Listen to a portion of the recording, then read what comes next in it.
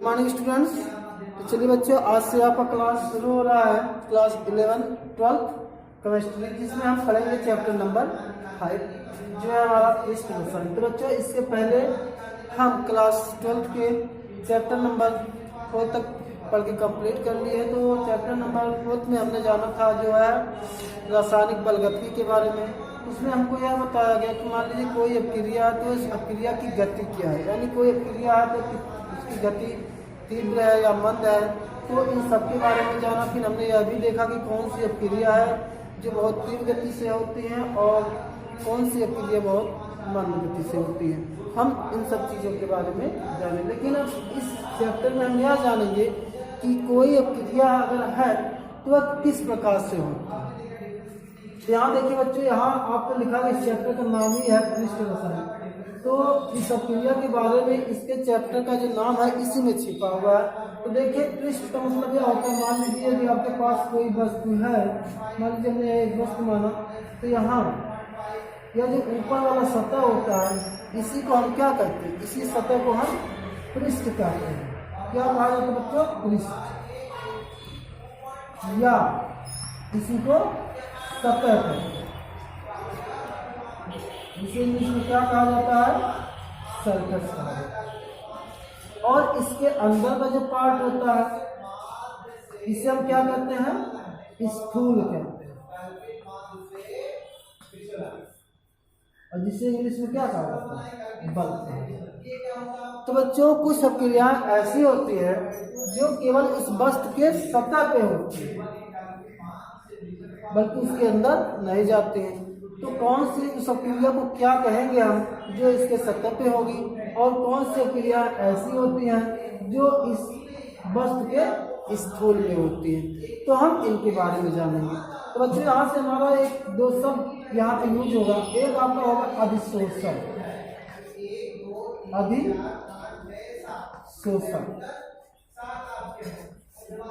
और दूसरा जो होगा वह होगा अवशोषण। तो बच्चों, पहले हम इनको समझते हैं कि अधिशोषण क्या होता है और अवशोषण।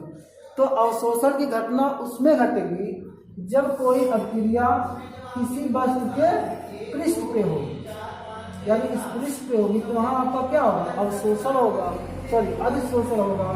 अधिशोषण की घटना घटेगी, और जब हमारी कोई अपक्रिया उसी वस्तु के अंदर होगी तो वहाँ पे हमारा क्या घटना घटित होगा, अवशोषण। यानी कोई भी वस्तु मान लीजिए अगर पूरा किसी वस्तु को अवशोषित करती है तो उसी को हम क्या कहते हैं, अवशोषण कहते हैं।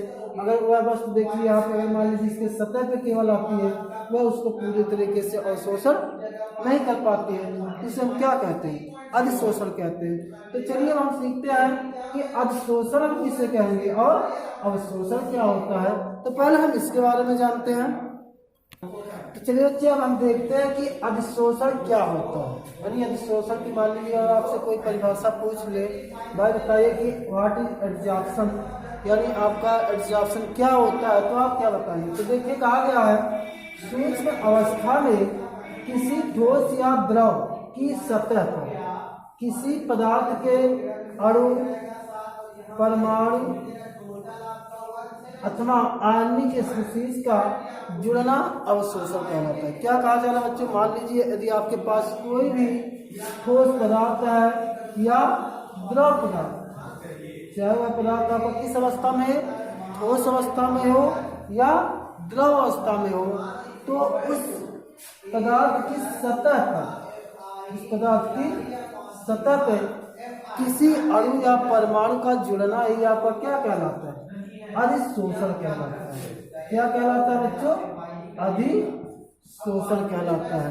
तो बच्चों, आप देखते होंगे कि मान लीजिए अधिशोषण की घटना घटित कैसे होती है। मान लीजिए यदि आपके पास कोई गाड़ी है तो गाड़ी खड़ा करते हैं, तो कुछ समय बाद देखते हैं उसमें बहुत सारे कण क्या हो जाते हैं, जमा हो जाते हैं। लेकिन और जब उनको हम ऐसे ही मार देते हैं, यानी थोड़ा सा ही फोर्स लगाते हैं, तो क्या हो जाता है, आपका साफ हो जाता है। आप कह सकते हैं कि जो आपका अधिशोषण की घटना होती है तो उनमें जो फोर्स लगता है वह आपका क्या होता है, बहुत ही वीक होता है, यानी वांडर वाल्स बल वहाँ पे आपका काम करता है। इस बात को आपको ध्यान में रखिएगा। यानी यदि आपसे कोई पूछे कि जब किसी भी वस्तु पे अधिशोषण की घटना घटती है तो वहाँ पे आपका किस प्रकार का फोर्स लगता है, तो आप वहाँ बताएंगे कि उस वस्तु पे हमारा जो फोर्स काम करता है वह किस प्रकार का फोर्स होता है, वह हमारा क्या होता है, वान डर वाल्स बल होता है, क्योंकि वह जो बल वान डर वाल्स बल होता है। तो आप जानते हैं कि वान डर वाल्स बल जो होता है वह बहुत ही क्या होता है, बहुत ही वीक होता है। अब जैसे मान लीजिए आपके पास कोई सतह, देख लीजिए यहाँ पे आप जो यहाँ पे आप बोर्ड है, इस बोर्ड पे हम लिखे हैं, तो यहाँ बोर्ड पे आप पदार्थ यानी इस चाक से जब हम लिखे हैं तो चाक जो है, चाक के द्वारा जब लिखा गया है तो इसके केवल सतह पे है, न कि इस पदार्थ के अंदर गया है। तो यहाँ भी हम कह सकते हैं कि यहाँ पे जो घटना घट रही है वह किस पदार्थ की है, अधिशोषण की है। तो अगर देखिए आप इस चाक, मान लीजिए हमारे पास चाक है, यदि हम इसको देखना चाहते हैं कि यहाँ इस पे मान लीजिए तो कौन सी घटना घटेगी, तो इसी चाक को यदि हम पानी में डालते हैं तो पानी में डालते हैं तो चाक जो होता है हमारा पूरी तरीके से पानी को अवशोषित नहीं करता है, केवल कुछ ही अणुओं के अंदर ही पानी का अवशोषण हो पाता है। जब इसको हम तोड़ते हैं तो हमको पता चल जाता है कि पानी का अवशोषण कहाँ तक हुआ है। तो बच्चों, अधिशोषण का मतलब सीधी सी बात आप यही कह सकते हैं, जब किसी ठोस या द्रव पदार्थ की सतह पर किसी पदार्थ के अणु, परमाणु या आयनिक स्पीशीज जुड़ता है तो वहाँ अधिशोषण की घटना घटती है। तो चलिए हम देखते हैं अधिशोषण के बारे में जाने। अब हम देखते हैं कि अवशोषण यानी अवशोषण क्या होता है। तो अवशोषण हमने आपको बताया कि यानी कोई भी वस्तु जब पूरे इस वस्तु के अंदर चली जाए तब जाके कोई रासायनिक, जब कोई आपकी रासायनिक प्रतिक्रिया होगी तो वहाँ पे, तो जब कोई वस्तु किसी वस्तु के अंदर जाती है तब वहाँ पे क्रिया करती है तो वह आपकी रासायनिक प्रतिक्रिया हो जाती है। और यहाँ पे जो हमारा फोर्स काम करता है वह बहुत ही क्या होता है, मजबूत फोर्स होता है, इसको हम आसानी से तोड़ नहीं सकते हैं। तो चलिए हम देखते हैं अवशोषण क्या होता है बच्चों। तो चलिए बच्चों हम देखते हैं अवशोषण, यानी जिसे हम क्या कहते हैं, एब्जॉर्प्शन कहते हैं, ABSORDTIO। एब्जॉर्प्शन का मतलब होता है अवशोषण। तो हमने आपको बताया कि एब्जॉर्प्शन यानी अवशोषण की जो है प्रक्रिया है वह किसी वस्तु की स्थूल की प्रक्रिया, यानी वह जो है मान लीजिए तो कोई पदार्थ है, तो अगर अवशोषण की घटना घटेगी तो इस पदार्थ में कोई भी पदार्थ अगर आएगा तो वह पूरी तरीके से समान रूप से क्या हो जाएगा, वितरित हो जाएगा। तो चलिए हम देखते हैं तो क्या कहा जा रहा है, वह स्थूल प्रक्रिया जिसमें एक पदार्थ के अणु, परमाणु अथवा स्पीशीज दूसरे के भीतर समान रूप से वितरित हो जाते हैं, अवशोषण कहलाता है। कहने का मतलब है यदि आपके पास कोई एक पदार्थ है और जब हम कोई पदार्थ मिलाते हैं तो उस पदार्थ के भीतर समान रूप से वितरित हो जाता है तो हम यह कहते हैं कि उस पदार्थ यानी पहले पदार्थ का दूसरे पदार्थ में अवशोषण हो गया है। तो जैसे बच्चों आप जानते हैं यदि आपके पास स्पंज होता है तो और जब हम स्पंज को कहाँ पानी में भिगोते हैं तो आप देखते हैं कि जो हमारा स्पंज होता है वह पानी को क्या कर लेता है, पूरी तरीके से अवशोषित कर लेता है। यानी हम कह सकते हैं कि पानी जो है उस स्पंज के अंदर पूरी तरीके से समान रूप से फैल जाता है और उसका जो वजन होता है वह बड़ा हो जाता है। तो बच्चों आप जाने कि जो अवशोषण की घटना घटती है वह कहाँ, मान लीजिए अवशोषण की घटना तभी घटेगी जब उस वस्तु में वह किसी दूसरे वस्तु को पूरे तरीके से वह समान रूप से फैल जाएगा तो वहाँ हम कहेंगे अवशोषण की घटना घट रही है। और जब कोई क्रिया किसी वस्तु की सतह पे घटित होगी तो वहाँ पे हम कहते हैं कि वह जो है वहाँ पर अधिशोषण की घटना घट रही है। तो चलिए बच्चे हम जाने कि अधिशोषण क्या होता है और अवशोषण के बारे में समझे। अब हम जानते हैं कि एक हमारा और शब्द आता है अधिशोष से और एक होता है और दूसरा हमारा होता है अधिशोषक। क्या होता है बच्चों, एक हमारा होता है अधिशोष से और दूसरा हमारा एक शब्द आता है अधिशोषक।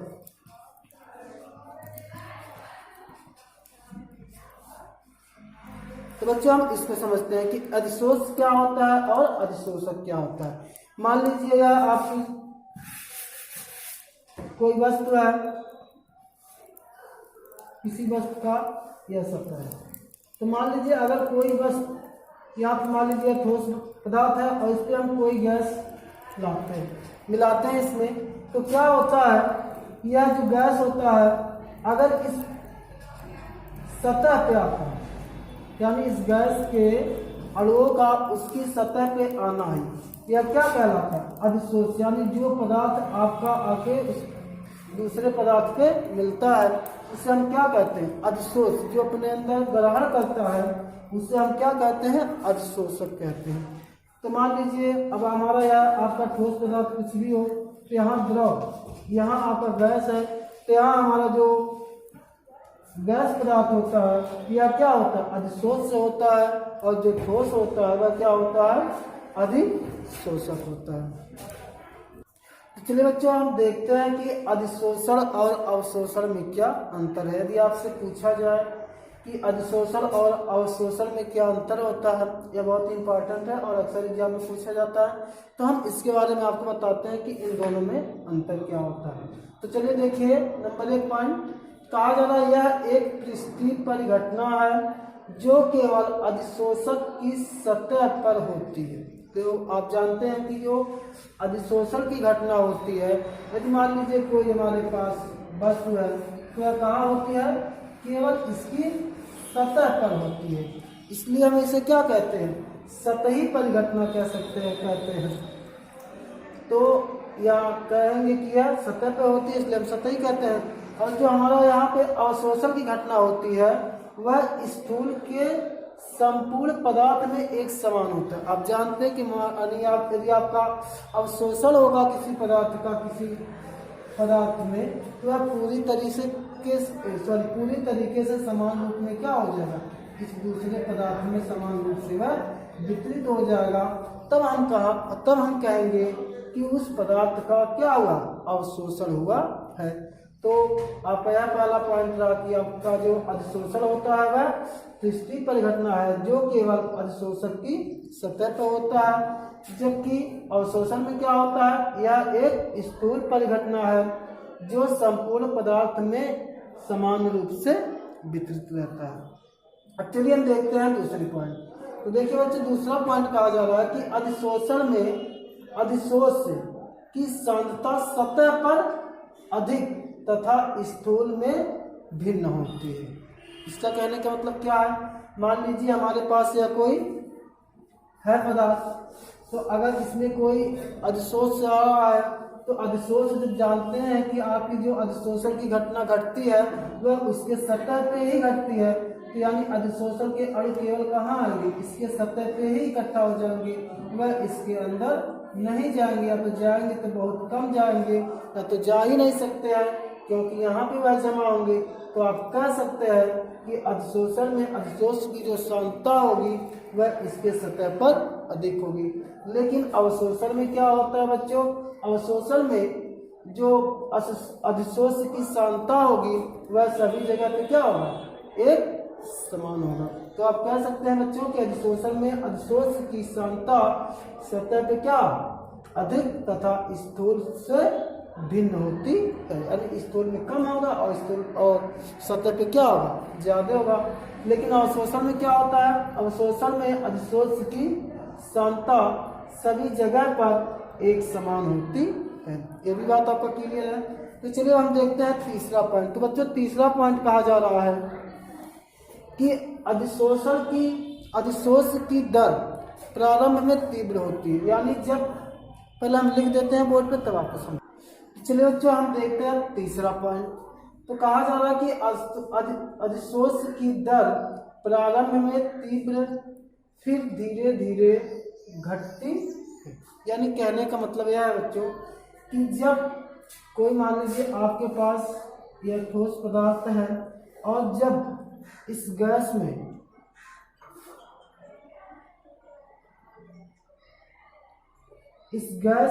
मान लीजिए और कोई गैस है और जब वह इसकी सतह पे आता है, यानी इस ठोस पदार्थ की सतह पे अभिक्रिया करने के लिए आता है, तो वह जो है इसकी सतह पे बहुत तेजी से आता है और यही भी वह ज्यादा क्रिया करता है, बल्कि इसके अंतर्गत इसके अंदर आने के लिए वह बाध्य होता है। और इसमें अगर आने भी लगता है तो उसमें क्या होता है, समय लगता है। तो इसीलिए कहा जा रहा है कि अधिशोष, आप जानते हैं कि जो आके इसकी सतह पे जमा होता है उसे हम क्या कहते हैं, अधिशोष कहते हैं। और जिस पे जमा होता है उस पे हम क्या कहते हैं, अधिशोषक कहते हैं। तो हमारा यहाँ जो गैस होता है, गैस पदार्थ, वह क्या होता है, अधिशोष होता है। और जो ठोस होता है वह क्या होता है, अधिशोषक होता है। तो क्या कहा जा रहा है कि, और यह अधिशोषक की घटना में हम कह रहे हैं, बता रहे हैं कि अधिशोष की दर प्रारंभ में तीव्र होती है। यानी कहने का मतलब आपका जो गैस पदार्थ आता है ठोस की सतह पर, वह पहले बहुत तेजी से आके सब जगह क्या होता है, जुड़ता है। लेकिन बाद में वह जो अंदर आता है, यानी अंदर आने का प्रयास करता है, तो वह बहुत धीरे धीरे आता है। यानी इसकी जो क्रिया होती है बहुत धीमे धीमे होती है, बहुत धीरे धीरे होती है। लेकिन यह क्रिया जब तक होती है तब तक यह समान रूप से पूरी तरीके से वितरित नहीं हो जाता है। और इसमें देखिए कहा जा रहा है संपूर्ण प्रक्रिया में अवशोषण की दर समान रहती है। और जो आपका अवशोषण होता है, अवशोषण की घटना में, इसमें मान लीजिए यदि आपका यह आपका ठोस है और यह मान लीजिए कोई गैस है और इसके सतह पे आ रहा है, अगर अवशोषण होगा तो यहाँ पे यह समान रूप से पूरी तरीके से क्या होगा, फैल जाएगा। समान रूप से परिवर्तित, मतलब हर जगह क्या होगा, वह फैल जाएगा। तो आप कह सकते हैं कि जो आपकी अधिशोष की दर प्रारंभ में होती है अधिशोषण में, वह क्या होती है, बहुत धीमी होती है। लेकिन जो आपका अवशोषण में होता है अधिशोष की दर, वह क्या होती है, बहुत ही तेज होती है। अब देखते हैं हम चौथा नंबर पॉइंट, कहा जा रहा है यह एक ऊष्माक्षेपी प्रक्रम है। यानी इसका कहने का मतलब क्या है, इस अपक्रिया में क्या होता है, ऊष्माक्षेपी का मतलब क्या होता है, इस अपक्रिया में ऊष्मा निकलती है। यानी जब जो है ठोस की सतह पर कोई गैस आता है तो यहाँ पे टकराता है, तो यहाँ से कुछ क्या होती है, ऊर्जा रिलीज होती है। जबकि कहा जा रहा है अवशोषण में किसी भी प्रकार की कोई भी घटना परिवर्तित नहीं होती। यानी ऊष्मा जैसे निकलने की बात हो या अवशोषण की बात हो, इसमें किसी भी प्रकार की कोई घटना नहीं घटित होती है। तो आप कह सकते हैं कि जो अधिशोषण है वह किस प्रकार की, यह एक ऊष्माक्षेपी प्रक्रम है। जबकि आपका जो अवशोषण होता है इसमें कोई सार्थक ऊष्मा परिवर्तन नहीं होता, यानी इसमें कोई भी ऊष्मा न निकलती है और न ही अवशोषित होती है। तो चलिए हम देखते हैं अगला पॉइंट। तो चलिए बच्चों हम देखते हैं अगला पॉइंट। तो कहा जा रहा है पांचवा पॉइंट, यह एक उत्क्रमणीय प्रक्रम है। यानी जो हमारी अधिशोषण की घटना होती है वह क्या होता है, एक उत्क्रमणीय प्रक्रम है। जबकि यह एक अनुत्क्रमणीय, यानी और जो अवशोषण की घटना होती है वह क्या होता है, अनुत्क्रमणीय। अनुत्क्रमणीय का मतलब यह होता है, मान लीजिए अगर कोई पदार्थ आपका एक बार मिलाने से बन जाता है तो वह फिर दोबारा उसी अवस्था में नहीं आता है। और उत्क्रमणीय का मतलब होता है कि मान लीजिए अगर कोई पदार्थ मान लीजिए हम मिला के बना है तो वह फिर से दूसरे पदार्थ को हम अलग अलग कर सकते हैं। तो इस प्रकार की परिघटना को हम क्या कहते हैं, उत्क्रमणीय कहते हैं। यानी जिस पदार्थ को मिलाने से कोई पदार्थ बना हुआ है, अगर हम उसको फिर से अलग अलग करना चाहते हैं तो अलग अलग हो जाता है, उसको हम क्या कहते हैं, उत्क्रमणीय कहते हैं। लेकिन अगर मान लीजिए किसी दो पदार्थ को मिला उससे हमारा कोई तीसरा पदार्थ मिला बन गया, और अगर हम चाहते फिर हमारा वही पहले वाले पदार्थ बन जाए, तो अगर वह नहीं बनता है तो इसे हम क्या कहते हैं, अनुत्क्रमणीय कहते हैं। तो आप जानते हैं कि मान लीजिए अनुत्क्रमणीय की जो घटना अवशोषण में, अब कोई ठोस जो है, अगर मान लीजिए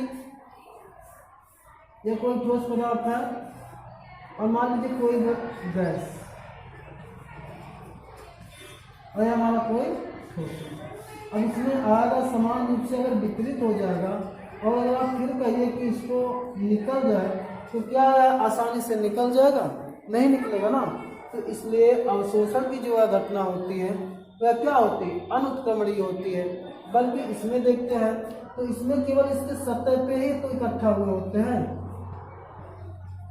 तो जब हम इसको ऊष्मा दे देंगे तो क्या हो जाएगा, यह निकल भी सकता है। इसलिए हम कह सकते हैं कि हमारा जो अधिशोषण की घटना होती है वह क्या है, उत्क्रमणीय प्रक्रम है। और जबकि हमारा अवशोषण जो होता है वह क्या है, अनुत्क्रमणीय प्रक्रम है।